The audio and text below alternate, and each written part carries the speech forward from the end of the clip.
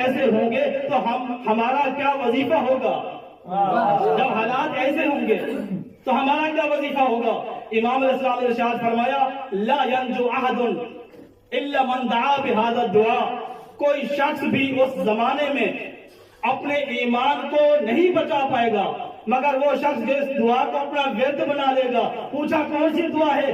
امام علیہ السلام نے فرمایا دعائے غریق ہے۔ کون سی دعائے غریق؟ امام علیہ السلام نے ارشاد فرمایا جو شخص اس دعا کو اپنا ورد بنا لے گا، یا اللہ ہو یا رحمان ہو یا رحیم یا مقلب القلوب ثبت قلوبنا علی دینک، جو یہ کہتا رہے گا اے اللہ، اے رحمان، اے رحیم، دلوں کو تبدیل کرنے والے، ہر کسی کے دل کو بے شک قبول تبدیل کرنا نہ کرنا، میں تیری التجا کرتا ہوں مجھے اس دین پہ باقی رکھنا جو میرے امام کا دین ہو۔ ماشاءاللہ ماشاءاللہ، صلوات پڑھیں محمد و آل محمد۔